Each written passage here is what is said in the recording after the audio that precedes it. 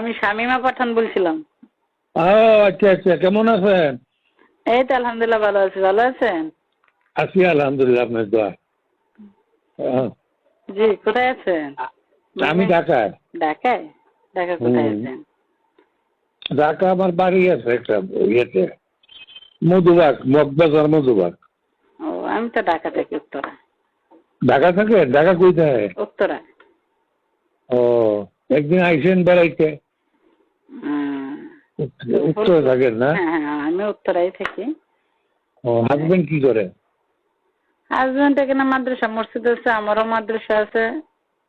ও, মাদ্রাসা আর কি, আমার নিজস্ব একটা মাদ্রাসা আছে, এই আর কি। তো সবকিছু মিলে ভালো আছেন না? আছি আপনাদের দোয়া, ভালো আছি। আপনার তো হিট করতেছি, ভালো হেলা হেলাতেছেন। ভালো লেখায় লিখতেছি এখন যে কোনো মূল্যই হোক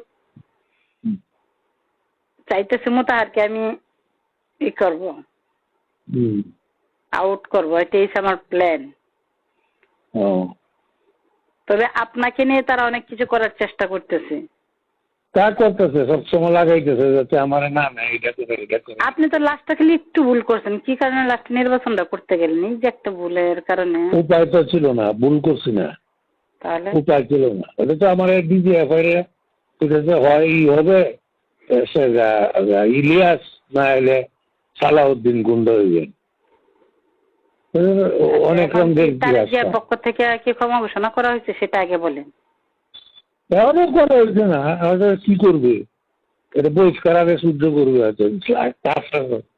বহিষ্কার আগে শুদ্ধ করলে আমরা আপনার পাশে আসে, আমি আমার পক্ষ থেকে আমি আপনাকে কি করব। তারা চাইতেছে এটা নিয়ে অনেক কিছু করতে, আমাকে নিয়ে অনেক চেষ্টা করছিল, কিন্তু আমি হতে দেব না সেটা। ঠিক আছে?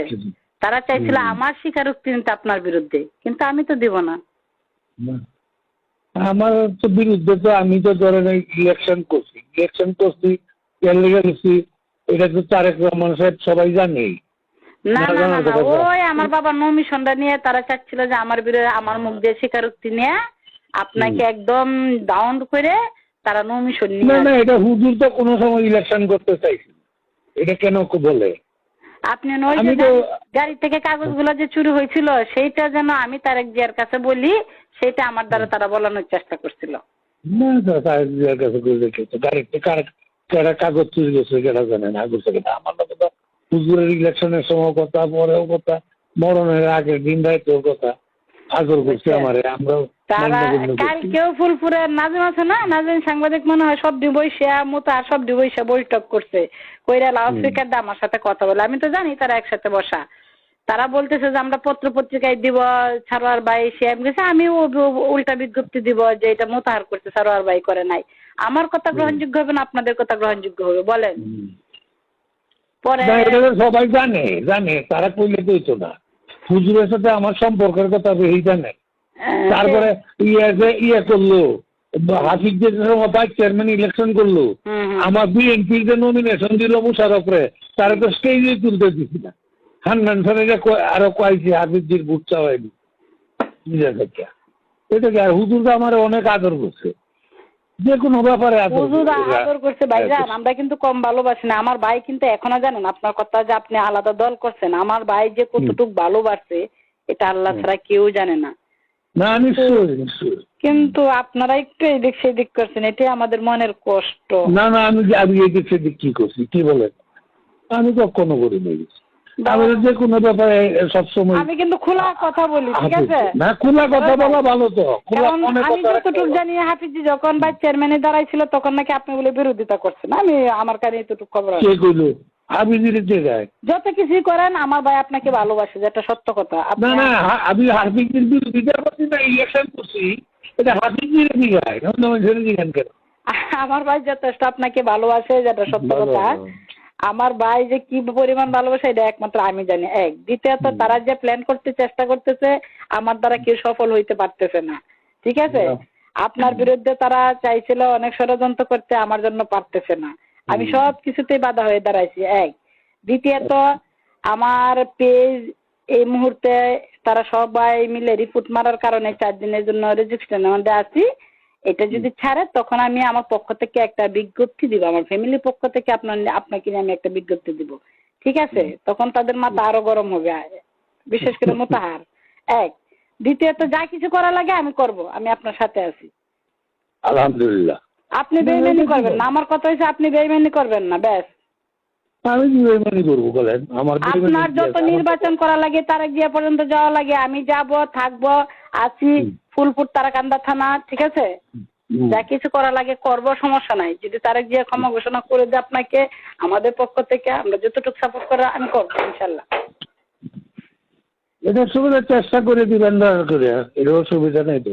তারেক রহমান লয়ে আমি যে বাইলা মাদ্রাসা পর্যন্ত লয়ে গেছি হুজুরের, তারেক রহমান সাহেবের লয়ে গেছি না, আমার মনের মধ্যে কি আছে। এখন মোতাহারের যতটুক করার ততটুক তো কইরাই দিছে, আর একটু বাকি আছে। এখন মোতাহার তো মাথা গরম পুরাই। এখন চাইছিল এই মুহূর্তে আপনাকে নিয়ে একটা কিছু বা নিউজ দিতে, কিন্তু লাভ হবে না। কথা হচ্ছে হয়তো বা শাকিল না হয় আপনি, তারেক যে দুজনকে যে কেউ কেউ বাছাই করতে পারে, আমাদের আপত্তি নাই। বাট মোতাহারকে ফুলপুর তারাকান্দা কখনো হিসেবে আমরা এলাও করি না, এবং জনগণও করে না। জনগণেরও করে না। সে কি কাজ বি করছে? কি ওই দিন চাউলগুলি লুট করছে, ধান লুট করছে, টাকা পয়সা নেয় মানুষের কাছ থেকে, একটা টিভি ব্যবস্থা বিএনপি নষ্ট করছে। সবগুলো তো আমি দেওয়া হইতেছি নিউজ, আর তো কেউ দেওয়া না, সমস্ত সাংবাদিকটা পাঁচাটা গোলাম। ওই যে কিছু কিছু পায় বা না এলে ভয় পায়, কিছু পায়, এগুলো সব নিউজ একমাত্র আমি দেওয়াচ্ছি, ঠিক আছে? যত নিউজ আছে আছে সবগুলো আমি দেওয়াচ্ছি, আমি করতেছি। এখন জানি না কোন সময় আমার উপর কি করে অ্যাটাক করে। কি করবো? আমরা আছি না, আমরা কি ছেড়ে দেব? ওরা ৭১ সন থেকে তো অনেক খুন করছে, খুনের বিচারগুলো কিন্তু এখনো হয় নাই। সেইগুলাই কিন্তু একটু উঠায় ধরতেছি, আরো ইতিহাস অনেক রয়ে গেছে, যার কারণে তাদের জনগণের কাছে তাদের মুখোশ মোটামুটি উন্মোচন হয়ে গেছে। এখন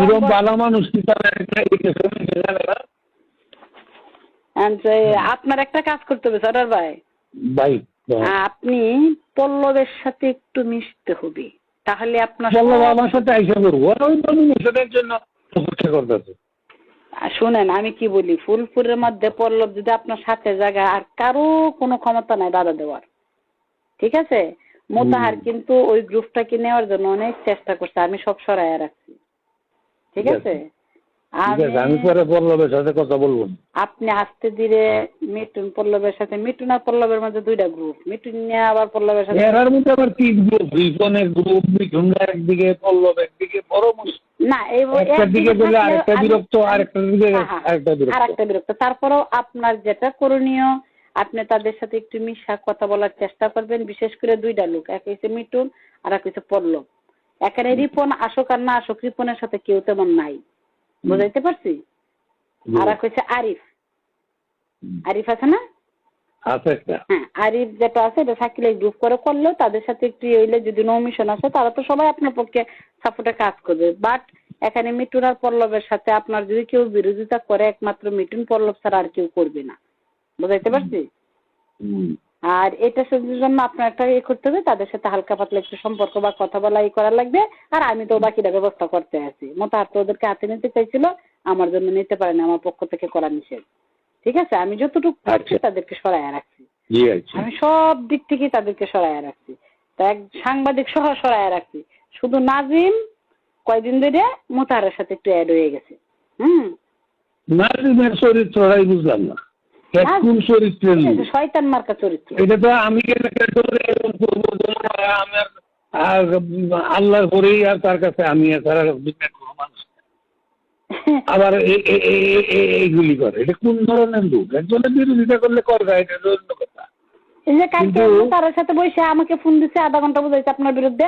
যখন আমি নাজিম ভাইরে বলছি যে নাজিম ভাই আপনি ভালো মানুষকে সাপোর্ট করেন, সারোয়ার ভাই যদিও অনুমিশন শুরু করে নিছে, আমার বাবার দললাম, সারোয়ার ভাই বেঈমান বা এই সেই, এতটা নিকৃষ্ট না, খারাপ না, তারা তো দিন দুপুরে মানুষ খুন করে। আরে আমি কি আর কাগজ দিতাম? আমি তো কাগজ দিবার মমি ঝিনো চাই নাই, আমার পিএসকে আমার কাগজ দেয়, আমি কেন কাগজ দিতে চাই? আমার একজনের আমার বিরুদ্ধে ক্যান্ডিডেট হয়েছে না, তারা আর কি আমাকে এটা বুঝাইছে। পরে তারা এটা আপনারা খেপাই গেলে এই করে আমি কাগজ দিতাম, আপনার বাসায় কোনোদিন করতেন?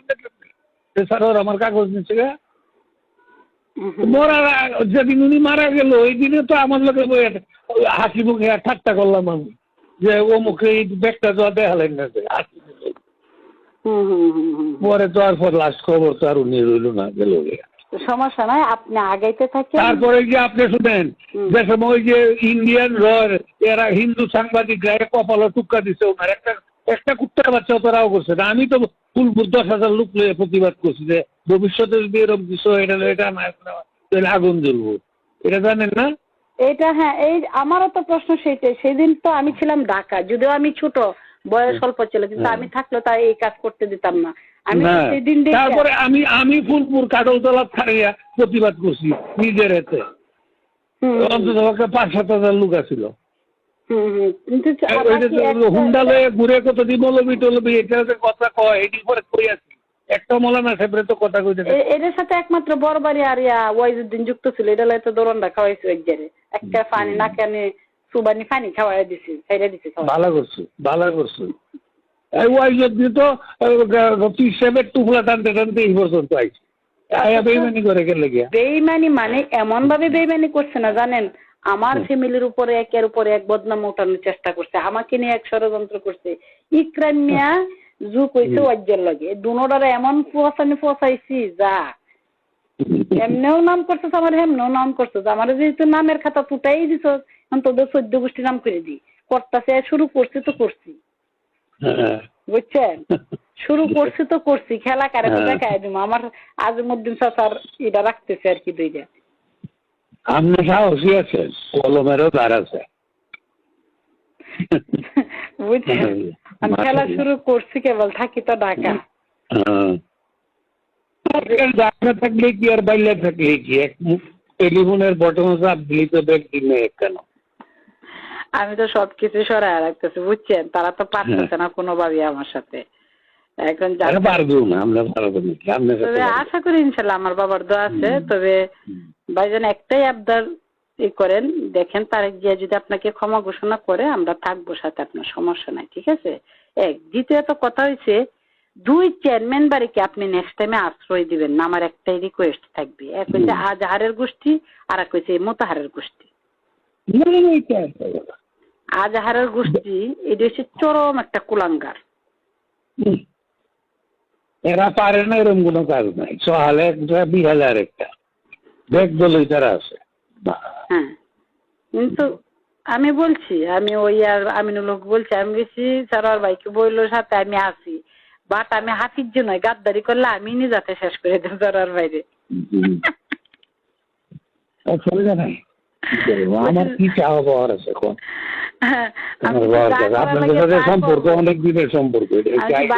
আমি সারোয়ার ভাইয়ের লাগে যা করার লাগে করবো, বাট 2 চেয়ারম্যান বাড়ির পাল্লাই পড়ে আমাদের সাথে যদি গাদ্দারি করে, আমি হাফিজ জি নয়, হরজুজ্জি নয়, আমি পাঠানের ধরে রাখছি আমি, আমার ব্রাঞ্চেরই পারে নাই ধরে রাখতে। এটা ঠিকই কইছেন, এটা ঠিকই কইছেন, জিনিসটা আপনি ধরে রাখছেন, এটা একটা বড় কথা কইছেন। ঠিকই আছে, আল্লাহ করে সহায় হোক। কামনা আপনি করেন, আমি দেখি আমি আপনার বিরুদ্ধে ওই করবো। ওই দিনকে একটা ভিডিও অবশ্যই আপনার বিপক্ষে দিছিলাম, মীর জাফর নামে আপনার বিরুদ্ধে দিছিলাম, একটা দিছি, ঠিক আছে। তারা এটা খুব খুশি হয়েছে, পরে আর দিই নেই, পরে না দেয়। এখন বলছি, এখন তারা আমাকে অনেক উস্কানোর চেষ্টা করতেছে। আমি তো আমার পক্ষ থেকে ক্ষমা ঘোষণা আমি বুস্টার করে দিব, সারা বাংলাদেশে মানুষ দেখবে। এখন তারা এটা নিয়ে খুব এতে আছে। আমি তো মোতাহারে কোনোভাবেই দিব না, ওরা মানুষের জনগণের ক্ষতি করছে। আমার কথা হচ্ছে, আপনি সরকারের টাকা মায়ের এখানে আপত্তি নাই, জনগণের ক্ষতি করবেন না। আমি চাই জনগণ ভালো থাকুক। ওরা জনগণ, ওদের দ্বারা জনগণ এতটাই অতিষ্ঠ, এতটাই জনগণ নামাজ পড়ে দরকার আমাকে বলে যেভাবে পারো এই কুলাঙ্গারে আটকাও। আমাকে আল্লাহ মাফ করুক, বাপ ওইরকম আছে, মানুষের কামাইরে খাওয়া, থানার দালালি করা, এটাই তো করছে। ওরা জনগণের ক্ষতি করে, অনেক অনেক ক্ষতি করে জনগণের। সরকার আর দামাইরা খাওয়া আপত্তি নাই, জনগণকে তো একটু শান্তিতে থাকতে দিবা। জনগণ তোমাকে ভোট দিবে, এই বিষয়টা আপনি মাথায় রাখবেন। আপনি যাদের দ্বারা ভোট পাবেন, জনগণের বিষয়টা খেয়াল রাখতে হবে আপনার, ঠিক আছে। যাদের মাধ্যমে আপনি যাবেন তাদের বিষয়টা খেয়াল রাখতে হবে। আপনাদের এই বিষয়গুলো